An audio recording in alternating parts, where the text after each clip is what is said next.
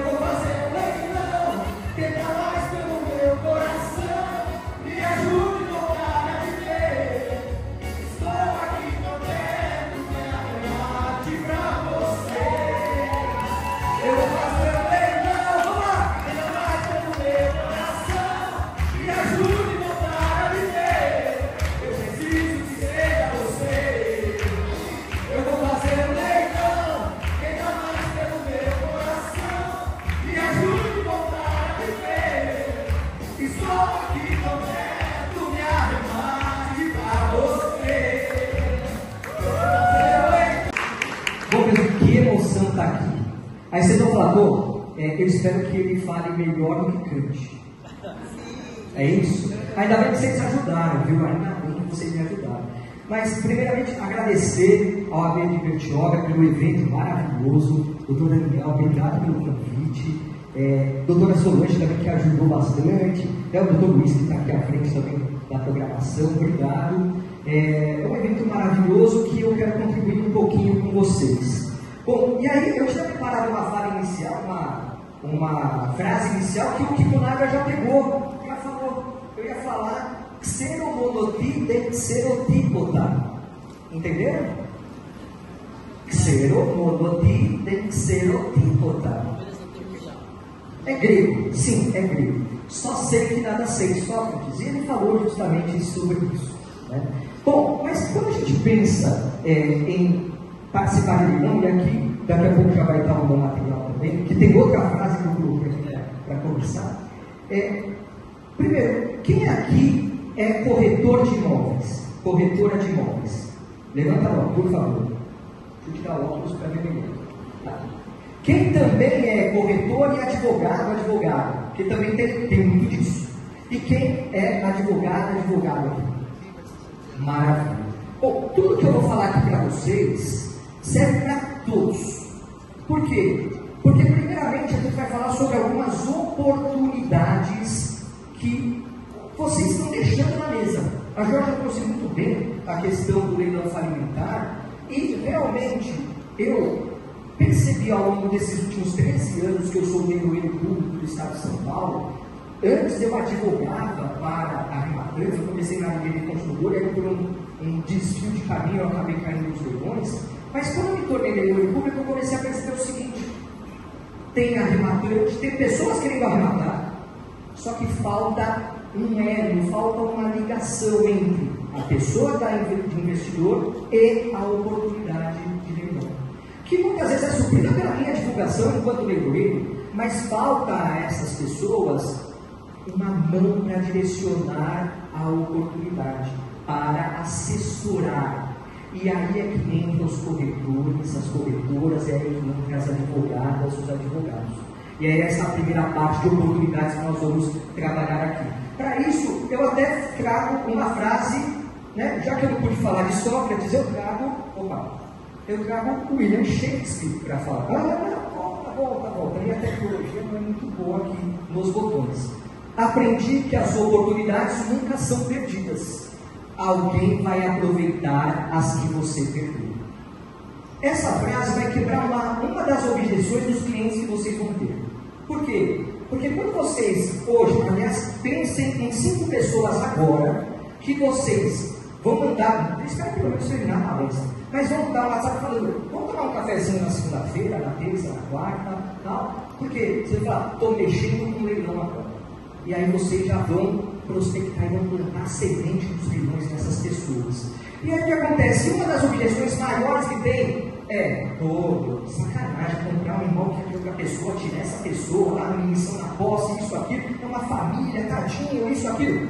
Pô, o cara é devedor, né? Ele deu causa à realização daquele leilão, teve todo um devido processo legal, contraditório pela defesa, até que seja realizado o leilão. E no extrajudicial tem um procedimento da alienação fiduciária de garantia, tem um procedimento da nova hipoteca, que regula de forma muito amparada para quê? Para ter realmente intimações, para que a realização desse leilão ou desses leilões seja feita de uma forma com que haja proteção também do devedor. Ele tem proteção também. Mas essa objeção de invoca, tadinho, isso, aquilo, Se ele não for, vai. Simples assim. O leilão é para quem tem a visão de uma oportunidade. E quando a gente pensa em leilão, né, nós pensamos em leilões, claro, que voltado para o mercado imobiliário, nós temos, claro, que pensar, pô, 50%, 30%, 80%, 2%, mas sempre pensando o quê? Nós sempre temos que pensar em assertividade da oportunidade, na lucratividade que vai ser objeto, claro, de uma análise financeira, que a gente vai trabalhar aqui um pouquinho, e, é claro, a segurança jurídica daquela oportunidade que está em leilão. E justamente por isso, vamos falar um pouquinho sobre essas oportunidades. O leilão de imóveis como uma oportunidade para a advocacia, para os corretores, corretoras de imóveis. Porque, olha só, vamos pensar, corretoras, vocês têm aquela malemolência, né? Vocês têm aquela, eu vou chamar de lado, mas não é o lado pejorativo, mas é o lado comercial, o lado de conhecer as pessoas, de se conectar, de fazer aquele rapport, de conseguir visualizar aquela pessoa e ter um trato comercial com ela, negocial com ela. A advocacia não tem isso, a faculdade de direito não faz com que aquele bacharel, aquele que passa no exame de ordem, ele tenha esse traquejo até mesmo para lidar com os clientes do contencioso normal. Então falta muitas vezes para a advocacia essa soft skill que sobra muitas vezes no corretor da corretora de imóveis. Daí uma parceria maravilhosa. Por quê? Porque a advogada ou o advogado tem conhecimento técnico para fazer diversas análises que devem ser feitas das oportunidades de leilão.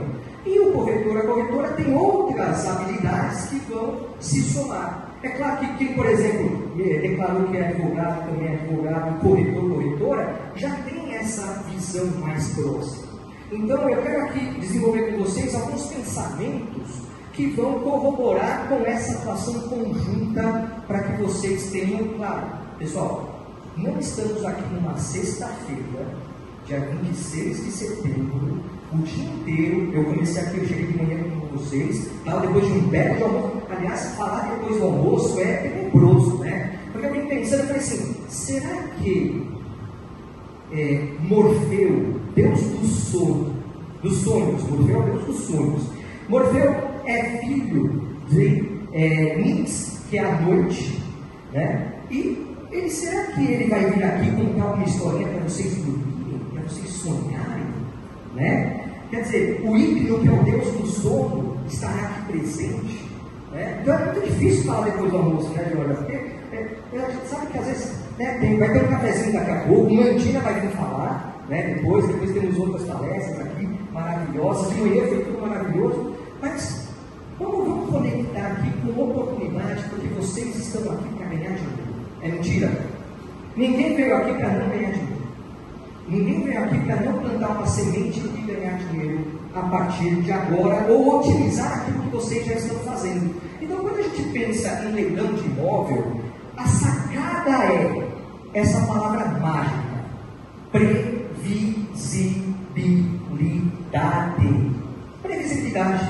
Opa, essa paroxítona que é importantíssima, porque a gente consegue antever, ter a visão além do alcance, a visão do futuro de uma forma presente, porque a gente consegue antever muitas das coisas que vão vir a acontecer ou que podem vir a acontecer. Primeira previsibilidade que a gente tem que ter, e aqui os corretores, as corretoras nadam de braçada, porque vocês têm o conhecimento comercial do mercado imobiliário. Eu vou trazer aqui situações de leilão que eu fiz aqui em Riviera, e vocês vão falar, hoje, será que é isso mesmo que aconteceu? Será que vale isso mesmo? E eu quero a opinião sincera de vocês, porque vocês sabem, como a Jorge trouxe, qual é o valor de mercado, não o valor de mercado posto lá para o anúncio, o valor que realmente vai ser vendido ou que tem potencialidade de venda, é ou não é? Vocês têm essa realidade. Você pode até falar, e muitas vezes vocês falam para o cliente de vocês, olha, vamos anunciar por esse valor, mas eu já vi nesse prédio ser negociado por tal valor.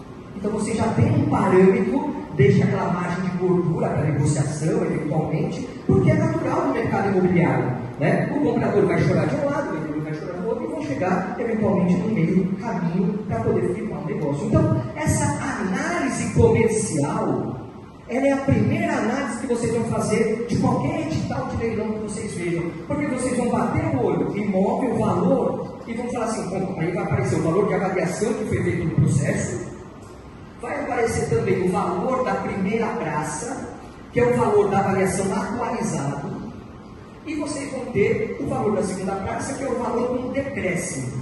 Não vou entrar aqui no método da falência, né, porque a falência tem 3 chamadas, como a Jorge já me explicou. Primeira, 100% da avaliação atualizada. Segunda, chamada, 50% do valor atualizado da avaliação. E a terceira, qualquer valor. Não existe lance civil, a Jorge já deixa muito bem claro isso daqui. Agora, nos leilões que não são falimentares ou de recuperação judicial, a gente tem 2 praças sendo evidenciadas como regra. Né? É uma regra não escrita, tá? Essa regra estava já escrita no provimento do Tribunal de Justiça de São Paulo, mas hoje ela não existe escrita, mas é na tradição. Primeira praça, 100% da avaliação. Segunda, o valor que o juiz determinar de decréscimo, de deságio. E o Código de Processo Civil, o artigo 891, parágrafo 1º do Código de Processo Civil, fala em 50% que não é considerado lance civil. Abaixo disso pode ser discutido, pode gerar uma discussão com relação ao lance civil. Mas o que acontece? Vocês, por esses valores, conseguem fazer bem uma análise de mercado, comercial e do valor mínimo de venda. Porque a partir daí você fala, bom, e se saem pelo lance mínimo? Aliás, essa é uma das perguntas que eu mais ouço, né, das pessoas que querem arrematar. O senhor acha que vai sair por quanto? Por mim, pelo dobro da avaliação. Pessoal, eu só recebo se vender 5% da venda. Então eu quero que venha pelo maior valor possível. Óbvio, o meu interesse é diametralmente oposto ao interesse da Geórgia quando ela está do lado do arrematante. Natural. Né? Bom, então essa é a primeira análise de previsibilidade que deve ser feita. A segunda análise, aí entra lá o direito, entra a figura, a expertise, a hard skill do advogado, da advogada, em analisar o edital, analisar o processo, a repercussão que esse processo pode ter com relação a dívidas, com relação aos débitos que recaem sobre o imóvel. Hoje a gente tem algumas classificações do STJ, que eu vou comentar daqui a pouquinho, que facilitam bastante algumas análises, mas é importante verificar diversas delas. Eu vou falar mais disso quando eu falar dos riscos, dos principais riscos que podem ser observados nos leilões. E aí você tem uma terceira análise, que é uma análise financeira. É a soma de tudo. Opa, acho que eu passei. É a soma de tudo. É a conjugação da análise comercial, da análise jurídica, com um plus financeiro, que vai estabelecer também uma análise com relação aos valores que devem ser distendidos para a concretização dessa arrecadação. Porque você tem o valor do arremate, que pode ser parcelado em algumas situações. Você tem os 5% da comissão do leiloeiro público, você tem ainda ITBI, você tem custos de registro, você tem a expedição da carta de arrematação, que pode ser judicial, que pode ser extrajudicial, quer dizer, são vários custos envolvidos. Você tem a emissão da posse, que também é outro custo. Você, eventualmente, vai fazer um house flipping, vai colocar para venda, vai precisar talvez fazer uma reforma, você vai querer para renda passiva, talvez você também tenha que fazer uma reforma, são custos que você vai ter. Aliás, essa análise financeira tem muito a ver com o perfil de investidor da pessoa que vocês estão assessorando, porque ele vai falar, e geralmente acontece isso, compra para venda, ele quer arrematar para vender, é o lucro na venda, que é o principal, o principal tipo de investidor. Mas tem gente que quer comprar para locação, tem gente que quer comprar para uso próprio. Por exemplo, aqui na Riviera, os imóveis que eu fiz leilão foram para aquele que queria para uso próprio, por conta do valor agregado da localização, e o perfil da pessoa que veio a comprar. Certo? Bom, o que nós temos que pensar ainda? Vamos ficar sem exemplo? Eu quero a ajuda de vocês agora. Vamos imaginar o seguinte: eu acho que vocês conhecem. Eu acho. Alguém conhece? Lá no fundo, o doutor conhece, né? Aqui. Apartamento 103 metros quadrados. É um apartamento tipo residencial Porto de Gales, módulo 2. Módulo 2 é bom? É bom? Tudo é bom. Que pergunta! Como que eu tenho a manha de vir aqui na Riviera e falar assim, ela é bom? É assim, lá é ótimo ou mais ótimo ainda? Talvez seja essa a diferenciação que a gente tem que fazer, não é isso? Mas é maravilhoso. É maravilhoso. Esse apartamento, 103 metros quadrados, 2 vagas de garagem, mais depósito. É muito comum também ter depósito nos prédios aqui. Quanto vocês acham que vale? Avaliação, quero avaliação. Avaliação de 1.048.000, tá caro? Não? Tá barato? Tá barato, tá barato. 50% começou o lance inicial na segunda praça. E ele foi arrematado por... Teve disputa, 776 mil. Foi bom negócio? Porra! Olha, pessoal, é dado real. Eu fiz esse leilão. Percebam como é lucrativo. E documentação, tudo ok, data de arrematação. O imóvel, esse imóvel em especial, aliás, dos 3 exemplos que eu vou trazer, eles estavam para veraneio. Então, a emissão da posse foi muito mais facilitada, então teve outras facilidades aqui. Ó, segundo exemplo, vamos lá, vamos melhorar aqui. Vamos pegar o segundo exemplo, que é também do Porto de Gales. Só que agora é um apartamento duplex. É bom duplex? Porque dobrou o maravilhoso mundo da Riviera. Né? Esse é piscina. Né? Porque, duplex sem piscina, não, aí também, pô. Não, aí não entendo. Não, aí é bagunça, aí não é Riviera. Pronto, aí não é Riviera. Né? 3 vagas de garagem, já cabe mais um carrinho aí com depósito também. Quanto vocês acham que é a avaliação desse imóvel? Chuta aí. 2? Vamos lá, 2,900. Ó, tá barato? Tá no preço? Tá caro? Tá caro. Tá caro. Tá caro. Então vamos dar desconto, porque aqui a gente tem desconto. Então 50% de desconto também. Né? Vamos liquidar, aqui é a liquidação. Vamos lá, e essa avaliação de 2.900 virou um arremate de 1.676 mil. Aí você fala, pô, praticamente o valor de mercado, não é isso? Praticamente o valor de mercado? Praticamente.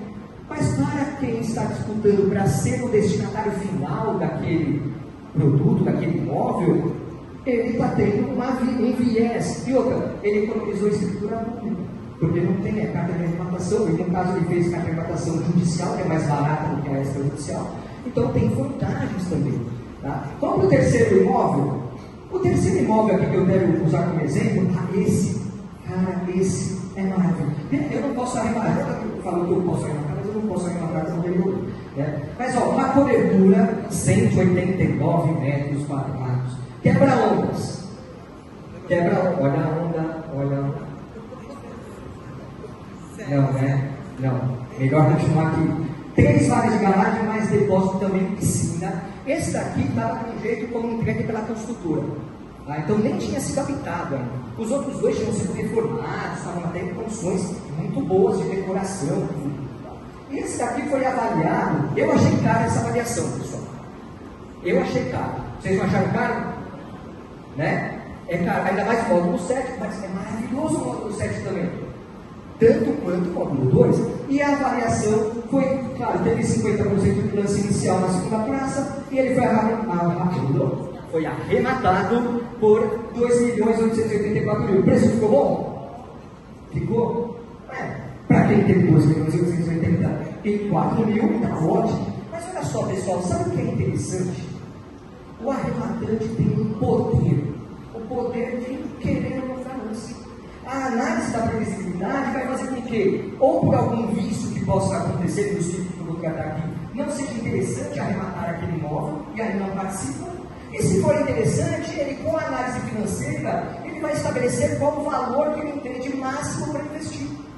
E ele vai ter esse controle. Claro que a gente já vê, até pessoal, Prêmio Nobel de Economia, vamos lá para o Prêmio Nobel de Economia do ano de 2020. Tá? Teve o quê? O prêmio Nobel foi a maldição do vencedor. Analisaram, não no caso de leilões de imóveis, mas de leilões de bases petrolíferas, tá? Onde não dá para saber exatamente o que tem, né? Por conta daí entra a teoria dos jogos, entra várias questões econômicas, e justamente falando da maldição do vencedor, uma má análise que gera pagar mais do que vale. Por isso aquela previsibilidade, análise comercial, análise jurídica e análise financeira são imprescindíveis para uma ótima arrematação e estabelecer quais são os os valores máximos de investimento e se é que vai haver a participação naquele leilão propriamente dito. Tá certo? Mas vamos falar de riscos. Quando a gente fala em riscos, primeiro a gente tem que tomar cuidado com a origem do leilão. Se é um leilão judicial, ele tem uma análise diferente de um leilão extrajudicial, então vai ter peculiaridades diferentes. Se é um leilão falimentar, a Georgia trouxe muito bem aqui, ele tem uma salvaguarda muito maior por conta do chamado concurso universal de credores, que vai gerar quadro geral de credores. Então você tem uma garantia muito mais ampla do que em outros tipos de leilão. Você tem leilão extrajudicial de alienação fiduciária e garantia. Você tem leilão extrajudicial agora na nova hipoteca, com base na Lei Geral das Garantias, que estabeleceu uma nova forma de procedimento extrajudicial da hipoteca. Você me dá um pouquinho mais, por favor. E aí o que acontece? Vai ter que ter as suas análises peculiares de acordo com a origem do leilão. Também, todo imóvel em leilão ele está estressado. Pessoal, vocês não colocam ele à venda na imobiliária de vocês. Por quê? Porque não vai vender por conta de penhoras e indisponibilidades. A Sueli trouxe aqui muito bem. A indisponibilidade não impede eventual venda, nem realização da alienação, nem muito menos o registro da carta de arrematação, porque a indisponibilidade vai ser baixada em razão justamente da arrematação. Hipoteca também não impede a realização da venda. Mas se for entre particulares, a hipoteca segue. Se é no leilão com intimação do credor hipotecário, não há a extinção da hipoteca. Então, são garantias que devem ser objeto de análise propriamente. E também, uma terceira situação é a análise com relação ao risco da regularização da propriedade da posse. Porque nem sempre tudo está redondinho, Nós tivemos aqui até o Durval, o Lúcio, o Heitor, a Sueli, a André, trouxeram que a maioria dos imóveis do Brasil são irregulares, de alguma forma. Então, pode ser que o arrematante precise também se valer de algum instrumento de regularização fundiária para regularizar documentalmente aquele imóvel. Situação mais comum, falta de adequação da construção quando é um terreno com uma construção. Isso é muito comum. Ou às vezes a venda de direitos, está sendo alienado direitos, então isso impacta também nessa análise. Eu trouxe para vocês aqui um estudo, e já estou no finalzinho já, eu trouxe aqui um estudo da minha atividade como leiloeiro. Eu me considero um leiloeiro diferenciado em razão da forma com que eu trabalho, porque como eu advoguei por muitos anos para arrematantes, eu sei o que o arrematante, o advogado, o corretor querem ver naquele processo. Então, quando a Georgia eventualmente me liga para falar sobre o processo, eu sei a visão, eu sei o que ela está querendo saber. Então, eu já me antecipo numa análise do processo, é o chamado saneamento, eu chamo saneamento da execução, onde eu levanto tudo que pode interferir na validade e na efetividade da arrematação. E esse aqui é um panorama que eu fiz no levantamento dos anos de 2023, 2024, 2025 está um pouquinho pior, mas eu ainda não fechei. 2023, das minhas nomeações, 46% eu não pude fazer o leilão por irregularidades processuais, de alguma ordem. Em 2024, 42% das nomeações eu não pude fazer o leilão. Ou seja, eu antes de fazer o leilão falei, juíza, precisa fazer isso, e depois me chama para eu fazer o leilão. Porque aí eu vou fazer o leilão, quem dá mais pelo coração. E aqui eu faço um desmembramento de cada um desses 42%, 46%. Olha só, 35% falta de intimações. Caraca, moleque, que é isso? Falta de intimação. Pô, como que é isso? A lei fala, intima cônjuge do executado quando é casado, salvo o regime da comunhão e da separação de bens. Ou se é regime não sendo da separação de bens, tem que intimar o cônjuge. Está na lei. Artigo 842 do Código de Processo Civil.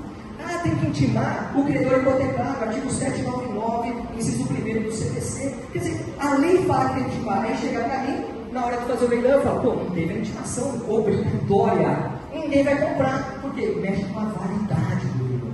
Outra situação muito recorrente, 32%, com relação, agora sim é efetividade, IPTU e condomínio. IPTU, a gente teve uma decisão no ano passado, no final do ano passado, que pacificou o entendimento, e aí nadando de braçada nessa. Porque tema 1134 do STJ. tema 1134 da STJ. O que fala esse tema 1134 da STJ? Fala o seguinte, ó, ainda que esteja no edital a responsabilidade do arrematante pelo IPTU, fica sus arrematante. Não é válida essa disposição do edital. Olha isso. Então, o IPTU está blindado, subrogação no produto da arrematação. Condomínio, olha, deve seguir a mesma ordem, deve ser um outro dispositivo legal. Artigo 908, parágrafo 1º do Código de Processo Civil, você tem a situação em que subroga as obrigações propriamente e subrogam no produto da arrematação. Ou seja, até a arrematação dos débitos do imóvel ficam desvinculados do arrematante. Só que essa temática do condomínio, a gente tem uma divergência ainda jurisprudencial, por quê? Porque o CPC de 73 não previa, vocês não são nessa época, vocês não sabem que em 73 teve esse Código de Processo Civil. E o CPC de 2015, né, que foi em janeiro de 2016, ele teve essa previsão de 1908, subrogação das obrigações que intervêm no produto da arrematação. Outro problema grande, questões diversas. Eu já descobri que o executado tinha falecido antes dele ser citado. Ele foi citado com cargo de recebimento no prédio, que é válido, só que ele já tinha falecido. Peraí, essa citação ela é nula. Opa, pressuposto processual de validade do processo. Né? É nula, a citação nula é tudo que vem depois. Né? Então, várias outras questões que podem ser evidenciadas. 10% de problemas na avaliação. A avaliação às vezes é complicada, porque pegou direitos, mas avaliou o imóvel, por exemplo. Então, é um problema de efetividade. E também, quase 9% de falta de documentos essenciais, que são importantíssimos. Por exemplo, não tem número de contribuinte no imóvel. Por quê? Porque na matrícula nem sempre está o número de contribuinte. E às vezes você não teve no processo o credor apresentando o número de contribuinte para poder fazer todo o ato dessa expropriação que está sendo realizada. Eu acho que acabei. Eu acabei, não foi? Acabei? Deixa eu ver. Vamos acabar com uma frase. Né? Só que agora vamos para a Grécia, vamos voltar para a Grécia. Aristóteles.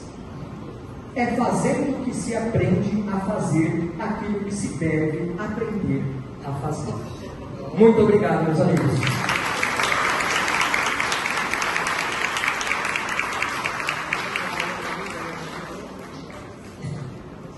Agradecer ao Dr. Jorge, a doutora Georgia. Vou convidar aqui a doutora Mônica, doutora Renata, para a entrega dos certificados de vocês, nossos brindes.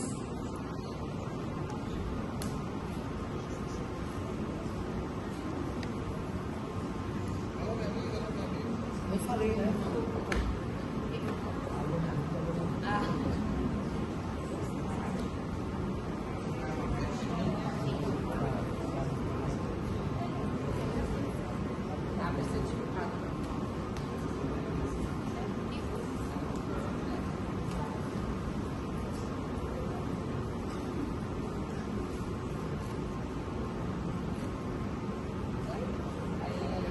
Muito obrigado.